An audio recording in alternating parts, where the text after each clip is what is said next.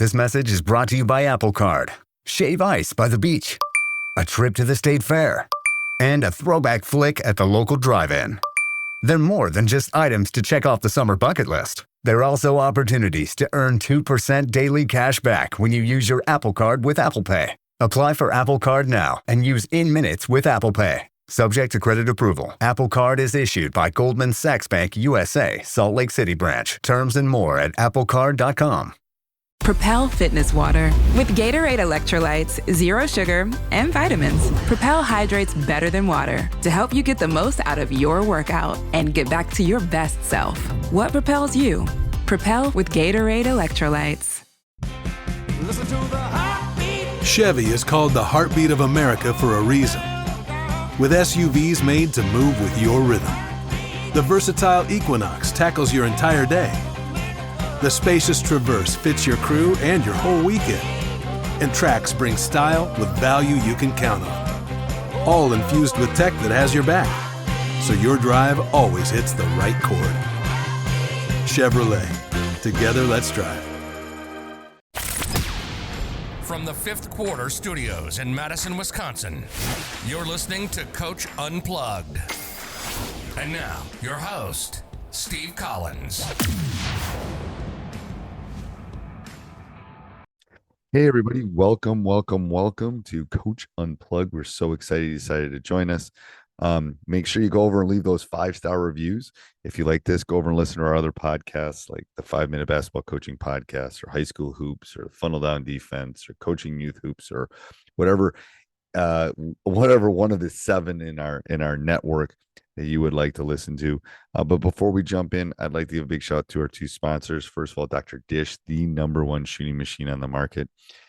They are always, what I love about Dr. Dish is they're always innovating. They're always making that a little bit better. And that's why I think they're the best machine out there. Like I've said before, we own 3 of them, and I would not be talking about them every day if I did not believe in them. Mention Coach Unplugged, they'll give you $450 off, and they'll give you A1 customer service. And then also what helps keep the lights on, what helps keep everything moving is teachhoops.com. It's for coaches who want to get better. It is a one-stop shop by a basketball coach for a basketball coach.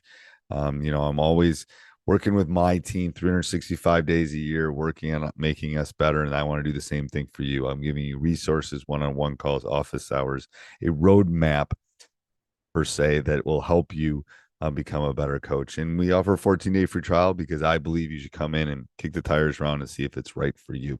If it's not, that's fine. But I guarantee that you're going to love it. All right, let's head off to the podcast. And how do you build this? How do you build this into practice and stuff you do? So one of the things I did was I had a kill drill. I did every, see if I can get it right here. Here it is right here. So I did this at the end of every practice. Granted, if I'm honest, there was maybe a couple practices I didn't, but I would say maybe 80% of our practices, we had this at the end. And what it was is I would put 10 minutes on the clock, 7 minutes on the clock, and say, look, both teams have got to get a kill. And we got to get it done, or minutes up and your team didn't get a kill. And one of the worst things, just shame, disappointment, like you got to get a kill. And so we did mostly 5-on-5, but other coaches could try to do 3-on-3, 4-on-4. 3 stops is a kill. We don't in practice. Now in a game, it's different. In a game, we count if the ball goes out of bounds based on, it hits an opposing player and goes out of bounds. We'll count that as a stop because we got the ball back. But in practice, we don't count those. It has to be either a steal or a rebound in order to be a kill in the kill drill. Okay. So, okay. But both teams need to get a kill. The offense gets to be on defense if they score. If not, they're stuck. And they're stuck on offense until they got to earn the right to be on defense. That's our mindset. You earn the right to be on D. And then any foul that's called by me or my assistant coaches, we just reset the possession. And to 0? You go to 0 then? Or no, we just reset the possession. So like possession. If they had, okay. Yeah. So if they had 2 stops and they're on their 3rd for a kill, somebody fouls, then we blow the whistle, say restart the possession. They still get a chance to get that 3rd one. Okay. So I'm again thinking like someone that's coached a really long time. So you have 2 groups of, let's say you have a blue group and a red group. So the blue group gets 3 stops. Then they go on offense, and they're going to be on offense until the blue group gets 3 stops. Yep. Is there a limit to that? Like, you just keep going at the end of practice till someone gets it? Because I could see my guys letting them get stops. No, my guys don't, because it's a competition, and we keep track. We keep track of like we have different competitions we have in practice that we'll keep track of teams that win. And so we'll deal with that. Okay. And then also we give teams, for instance, let's say blue gets a kill first, and then red is struggling. They're getting scored on left and right. Well, we let blue rack up kills and just say, look, get as many as you can. Like, that's fine. It's going to make you better, make them better. Okay. Red. I was trying to think of like, well, they did this in 6 possessions. You did, trying to keep them honest a little bit. Like, they got 3 kills in 12 possessions. You got your kill, but it took you 15 possessions. They win, kind of thing. Yeah. Okay. I'm just trying to think out loud, because I know I could see a couple. I know there's one guy that would definitely miss on purpose. Like, to go, it's like, don't do that. Okay. No, we make it very clear.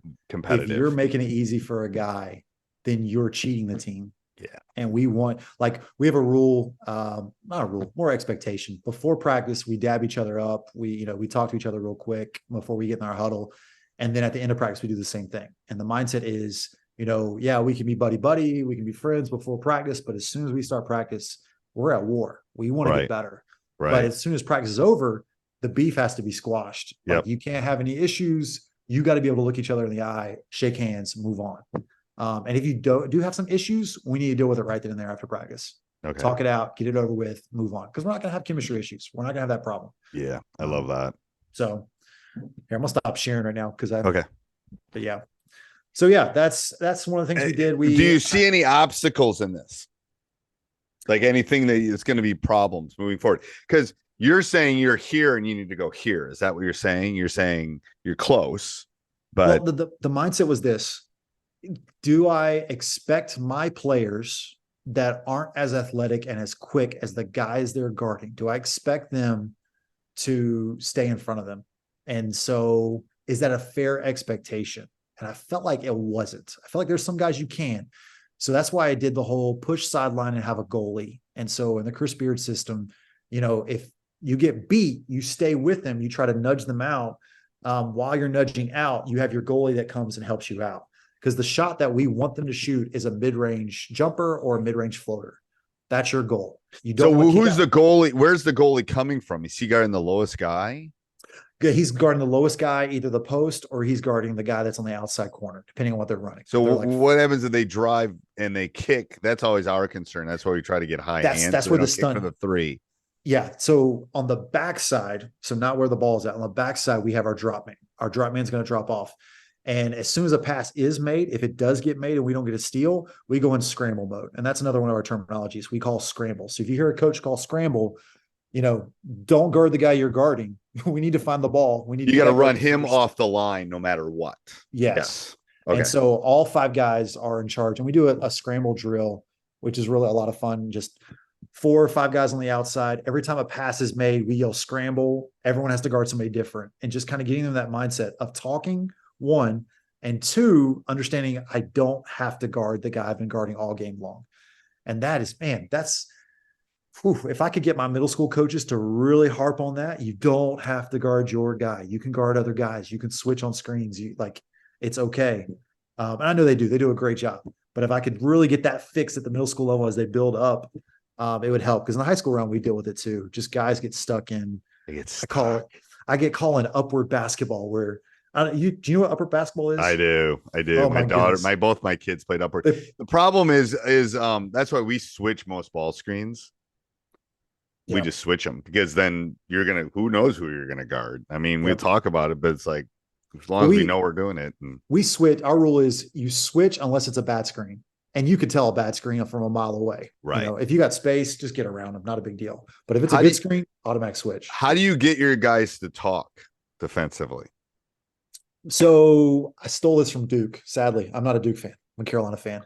I watched a video of Duke. They had them stretching and talking the entire time, and talking loudly about even what they were doing. And so what I do is at the beginning of practice, because my mindset is at practice, your energy level, your communication, your shooting is going to be at its best in the beginning. So if we can set a high expectation in the beginning, yeah, it's going to drop as the practice goes, but at least it's going to be higher than it would be if we never even started the expectation. So in stretching, I'll give them questions to talk to guys. So I'll say, like, what's your favorite pizza? Or, you see the game last night. What'd you think about this? And they'll talk to the guy beside them while they're stretching and doing dynamic warning, trying to get them to talk. And then we go into like that 1, 2, 3 drill, or we'll go into a different communication drill and just really harp on defense and communication in the beginning and defense and communication at the end, because that's when we need it our best. Right. And so really pushing that expectation in the beginning and then coming back to it and then showing that it's important. We got to have it at the end of the game, got to have it at the beginning of the game, and hoping that, because it's not going to be perfect all the way. No, and I'll tell you from someone that's been in the biggest games multiple times in this state, and it's like they will not hear you in a big game. Yeah. And they will barely hear their teammate who's 4 feet away. So that's what I tell them. I said, you have to talk. Like, if you don't, you're not going to, the officials don't hear me yelling at them. They're not going to, you're definitely not going to hear me changing. If you guys aren't communicating, it's going to be a mix up, and that's going to be the difference between us winning and losing, because you guys aren't going to, and that's what I'll like, that game right before state tournament where it's a couple thousand people and it's packed and it's hot and it's middle of March and it's crazy. I said, you're not going to hear me. You're going to hear me zero, because it's going to be so loud. So, but I love that. I love the communication, like everything. It's just, it's so pulling teeth with some kids. Yeah. I said, I don't care what you say. You can start singing a song. I don't care. I just want to hear you. Because you're right. It's that energy. I'll do that early in like one of our first film sessions. I'll just start having them clapping. I said, just start clapping. And I said, what does that do to your body? Can you feel that energy? They said it's the same thing when you're talking. It's just, it builds the energy, and studies have been done on that. The noise and the talking help, because it's hard. You've been in school all day, Yep. That all the carbs you ate at lunch are wearing off. What anything else with defense, Coach, you want to talk about? I think that's it, man. That's what I got for you. Okay. What's the hardest thing to teach in practice for you? The hardest thing to teach in practice. Man, that's a good one. Thanks. Yeah. I would say, so this is one of the, so I try to pick something I work on every summer. And I would say rebounding has been really tough, because I used to be a big box out and, find a guy, box out, turn, see ball. And then last year I did more of a movement concept. So when the ball goes up, you got to move, whether that's you're moving back to protect against cherry pickers or you're moving to go get the ball. I would say that's been the struggle lately. Just trying to figure out what I really want when it comes to rebounding. Find, get. There you go. I gave it to you. Find, get. There's your 3. I'll send you a sheet. We have everything down to 3 things. Everything we do is 3 things. Rebounding is hit, find, get. Let me be devil's advocate here. So what if a kid sees the ball bounce and it's coming towards him? Does he go for the ball or does he go for the hit? Yeah, there's exceptions to every rule. They're referred to as outliers statistically. That doesn't happen that often, to be honest with you. It really doesn't. I had a player ask me that once. Yeah, go get it. Like, I'm not going to tell you not to go get the ball. Oh, yeah. But most of the time when the shot goes up, you got to go hit the person you're going to, and then go, then find out where it's going to bounce and then go get it. Again, it's the rule of 3 thing. It's 3 things. Basically, everything you do should be 3 things. Like, when you have a ball, you can do 3 things, right? You can pass it, you can dribble it, or you can shoot it. Everything's 3. I'm telling you, it's crazy. When you look at it, it's crazy. So how many assistants do you have? So I try to have 2. Okay. I had 2 this year up until December. One of my assistants actually got offered a head coaching job somewhere. Well, that's good. So that's a good way to lose an assistant. That's a great way to lose this. What I'm saying is I usually put one of mine in charge of rebounding. Gotcha. I mean, that's your job. Like, if we're not rebounding, it's on you. Like, so they're on them on practice all the time. That's what I just think it's an important. I will take care of turnovers because they drive me bonkers. So I will do that. I don't have to have anybody else do it. But rebounding is one of those things that, yes, there's some drills and there's some things you can do, but you just got to be on them all the time. If rebounding is one of those things, I agree. It's just one of those things you always have to be on. If you could only do one thing in practice, what would you do? Defense. Because kids play enough basketball games, pick up, they play for enough coaches, they can run an offense. Like if I had a game tomorrow, I could say, hey, pass it 5 times and shoot, or pass and score off a screen. But defense, really, you got to lock in. Really it's like eating your vegetables. Yep. Everyone wants, if I always say offense is like ice cream and defense is like your vegetables when you're listening. Nobody wants to eat the vegetables. I like that. You gotta. I'm writing that one down right now. Right there. I just came up with that one. Actually, I've never said that to my team, but I'm gonna use that one. They just sometimes come to me. I've just done this so long. All right, I'm gonna do rapid fire. This will take a little while. It's not really rapid. What's your favorite type of basketball or brand of basketball? The pumpkin ball Evos. The what? Wilson Evos. They look like a pumpkin because they're orange. They're orange. Okay, the Wilson. I'm going Evo. I've never Wilson. Okay. Oh, here. Yeah. One word to describe your ideal player. Leader. If you go to one sporting event for free in the world, what would you go to and why? Tar Heels versus the Duke Blue Devils, because I am a hardcore Tar Heel fan and my wife is a Duke fan, and I would love to go there with her and watch them beat Duke. I might put that in top 10. Like rivalry kind of. I don't know if you're a baseball fan, but if you've ever been to a Yankees Red Sox game, you should do that at some point in your life. Yeah. That is the biggest rivalry I've ever seen. Like, yes, everyone should do that once in their life. Go to a Red Sox Yankee game. They literally despise each other. I've never seen a rivalry like that. And I've been to a lot. I've been to Bears, Packers. I've been to no, this is a whole different world. Trust me.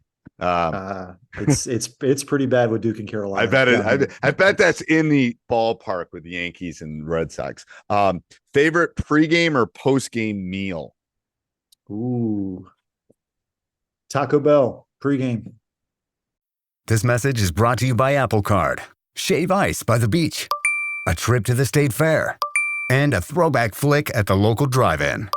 They're more than just items to check off the summer bucket list. They're also opportunities to earn 2% daily cash back when you use your Apple Card with Apple Pay. Apply for Apple Card now and use in minutes with Apple Pay. Subject to credit approval. Apple Card is issued by Goldman Sachs Bank USA, Salt Lake City branch. Terms and more at applecard.com. Low energy, unfocused, foggy? You might be dehydrated. Gatorade Zero powders have been scientifically designed to help improve hydration balance in the body. With a clinically proven electrolyte blend and no artificial colors or flavors. Great tasting hydration no matter where you're going. Shop now online or at retailers nationwide. Gatorade, hydrates better than water. Is it in you? Symptoms noted are signs of mild to moderate dehydration. Consult a healthcare professional if symptoms persist. Okay, so we've been on for like an hour and 20. I can't let this one go. First of all, Taco Bell is actually not food. Hold on. There's a reason. Okay. You should not eat Taco Bell. I lecture my seniors about Taco Bell. Hold on. There's a reason. So in college, I had a superstition that I had to mess up my stomach in some way so that I could clean myself out, because I felt like I was lighter and could play faster. Okay. So in college, I ate a lot of Taco Bell before games. That will do it. It's not actual meat, people. Do not eat Taco Bell. Do not eat. Go to Chipotle if you need fast food, but do not go to Taco Bell. What does your game day look like?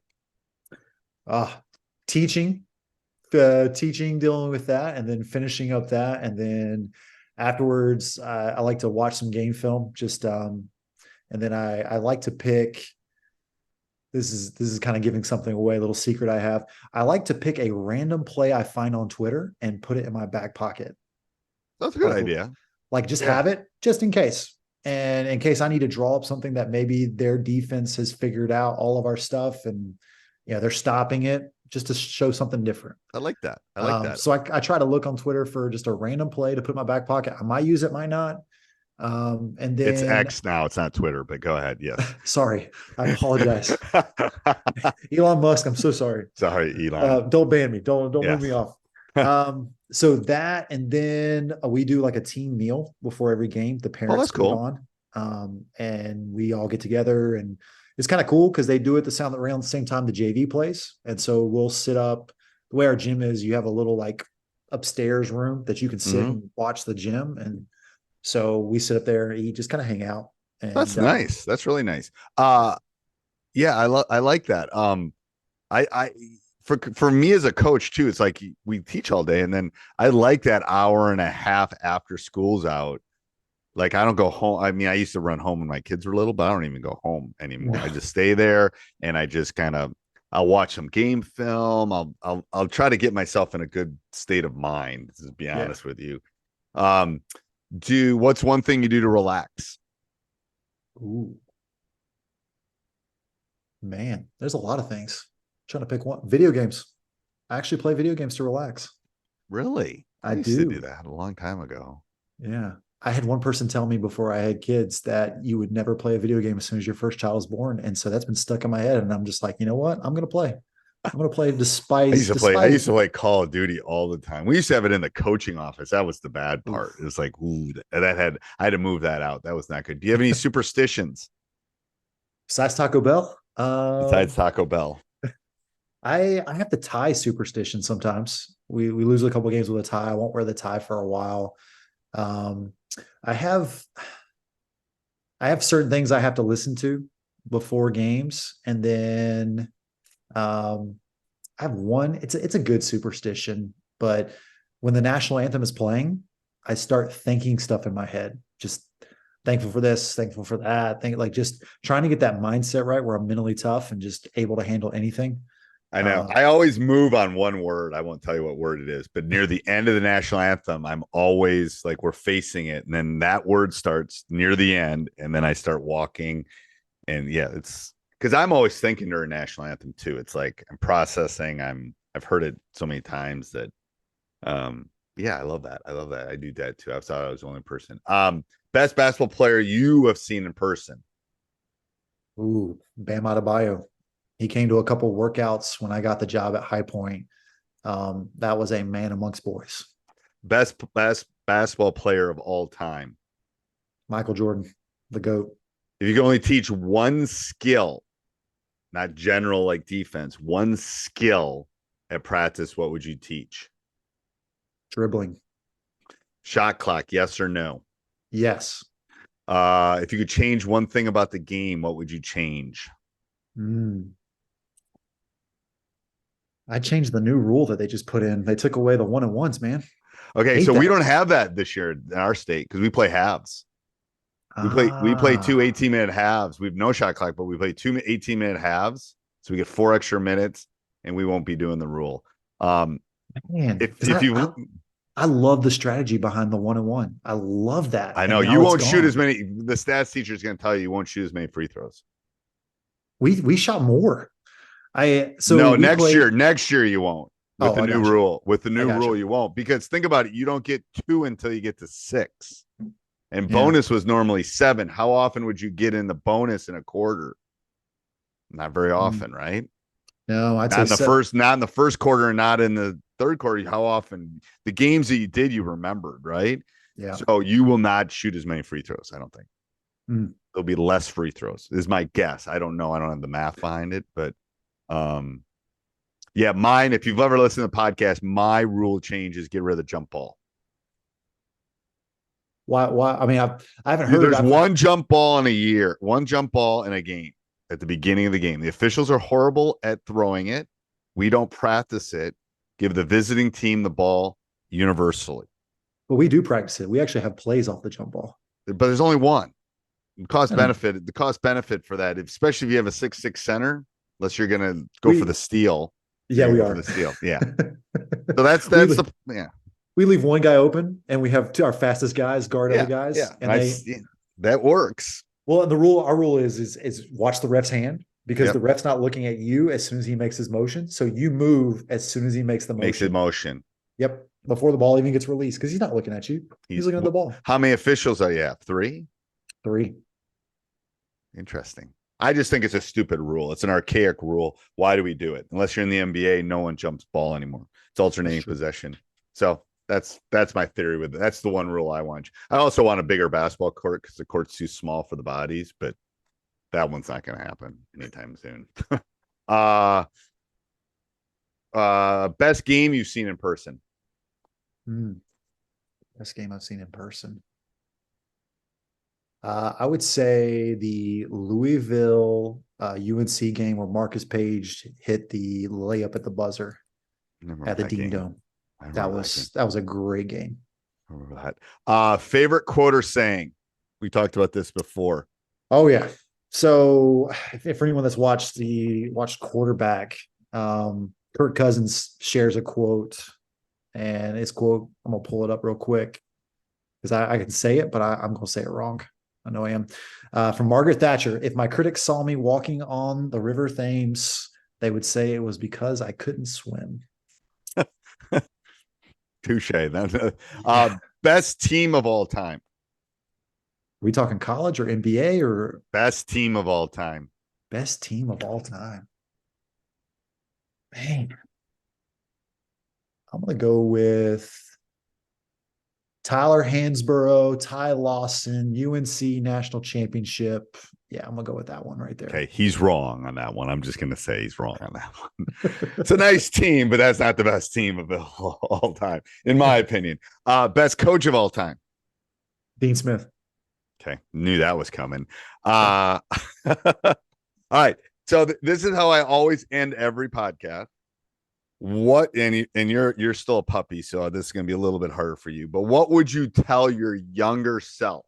What bit of advice, if you could go in a time machine to your younger coaching self, what bit of advice would you give your younger self? Relationships are more important than X's and O's. Amen. It's true. 100%.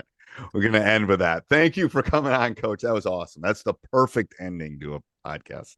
Thank you. Thank you, sir. Yep.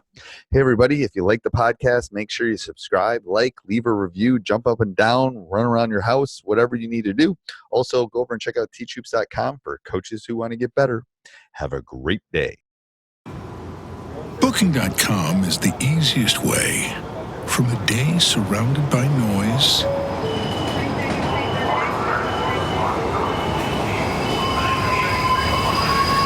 to a stay surrounded by nature. That's nice. Go on, book it. It's easy. Booking.com. Booking.yeah. I see you. Avatar: Fire and Ash is now streaming on Disney+. It's the film critics are calling the best Avatar yet. Yeah! Go, go, go, go! A true epic and completely jaw-dropping. This is the only pure thing in this world. Return to Pandora on Disney+. It will be an adventure for the whole family. And watch the Oscar-winning phenomenon at home. This is sick! Avatar: Fire and Ash, now streaming on Disney+. Rated PG-13.